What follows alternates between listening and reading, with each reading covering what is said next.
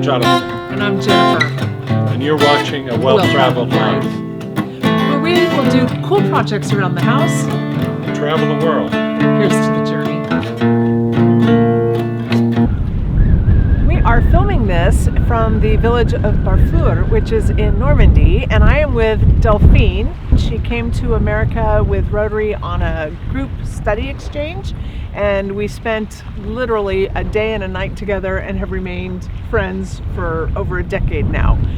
So you came up from your home, which is in Brittany. Yeah. Can you tell us about where you live? I live in a small village called WWII, near from Rennes. Rennes is the capital of Brittany. It's a small town with a lot of studying people and a lot of music festivals. Excellent. And one of the things that Delphine does every time we see her, whether it's in our country, her country, a different country, she's traveled with us around the world, she brings us treats from Brittany. So can you talk about some of those delectable, amazing foods that you bring from Brittany? I used to bring some sweet things like caramels with salted butter, and it's something that Jennifer likes a lot. Loves. We have also a lot of sweet cakes called palais breton. It's a small cake, very good with coffee or tea. And we have a lot of stuff like beer and cider, apple juice. We have many things. And what would you say the difference between Brittany and Normandy are? We are cousins. You are cousins. I think we have the proximity with the sea. Yes. So we have a lot of activities and ideas of the way we How far from your home is Cherbourg? 2 hours and a quarter. Okay, 2.25 hours. Why did you drive all this way to come to Cherbourg? Is it because you hadn't seen the city before? Yes, because I don't used to go in Normandy. Yeah. When I go in Normandy, it's the back of Normandy in Mont St. Yes.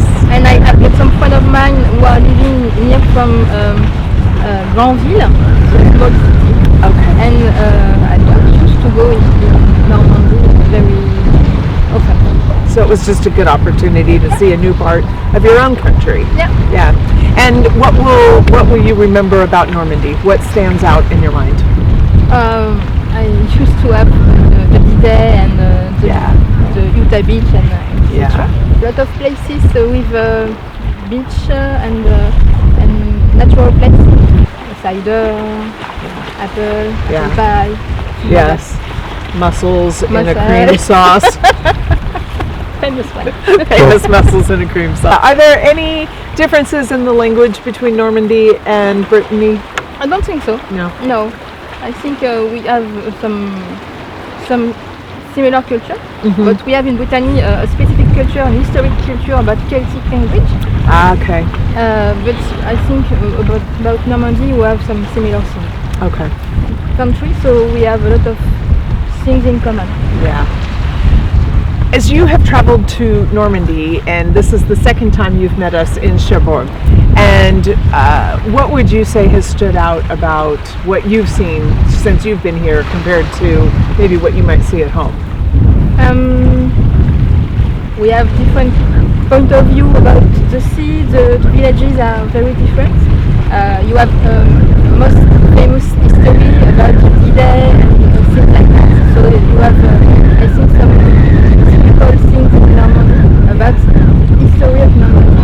I think it's a great difference, and we have a lot of difference because we don't have the same architecture. What about the buildings that we're looking at would be different? Maybe because we have some typical houses with some wood. Okay. And you don't have a lot of in this part of Britain, of Normandy, this kind of thing because of the war. Yeah. So I think it's a difference. When I visited this small village, I saw the difference. That really makes sense. I hadn't thought about that, but you didn't have as much destroyed as Normandy had. Yeah. One of the things that really stood out about you is your love of dance. Yeah. And you have some pretty specific loves in that. Tell me what kind of dance you do. I used to dance salsa, Cuban salsa, because I discovered this kind of dance. There is a lot of years, many years now, and I love that. I spent 3 weeks in Cuba. There is almost 10-12 years too. Wow. And I love the Cuban culture, the dance, the live music. Yeah. And we used to have a very cool festival in France, many festivals in France with Cuban cultures, when we can take lessons of dance with famous Cuban teachers, and also we have a famous musical group who came and make some concerts, and it's very cool thing. I love that. Yeah. Is there a large Cuban population in France? I don't think we don't have a very large Cuban population, but we have some sweet person who wants to give us what they know in their country, Sure. their way of life, their cooking way. So some cultural centers. Yes. Yeah, that's great. And I know you're still involved in dance because even in your own town, you're still putting on festivals, dance festivals. So tell us a little bit about that. We created a festival since 5 years now, and we used to put it in March, and we plan to invite teachers from Europe. This year we have two teachers from Switzerland. One was a famous Cuban couple, she's very sweet, and the other was a teacher famous for Afro dance and things like that. And very Cuban culture. And we have some other friends, teachers are from Paris. Okay. And we used to have some dance lessons and to have in the end of the day dancing party. Do you have plans to go back to Cuba anytime soon? Not plans to now, but I'm looking for in future. Yeah. So you've traveled quite a bit in your life, and I know you were traveling right before COVID hit. Yeah. And so you're now working from home. But one of the things I found really interesting is even though you're working from home, you have to remain in your home when you work. Can you explain how do they monitor that? Who monitors that? And what's the purpose behind that? I get my own office in my apartment in order to have a place dedicated to work, in order to have my work office and the other side. I have to plan my day about and differences, offices, time and personal life. Sure. And what is the reason that you're not allowed to work from home but on vacation? Oh, because we have a contract with my company, and they are working on it that it's not allowed to work in another place than in my place, in my apartment. And how would they check that? I don't know. I don't know. But you're not gonna test it. I will not. Definitely not. You've traveled in the U.S., Caribbean, and Alaska with us. Anything about Alaska? I love traveling with you in Alaska. It was very beautiful place to discover, because in my own point of view, I will not have the idea of going in Alaska. Yeah. So I discovered the way of traveling with the boat. Yeah. Was there, and I discovered Alaska, small part of Alaska. I love to see iceberg.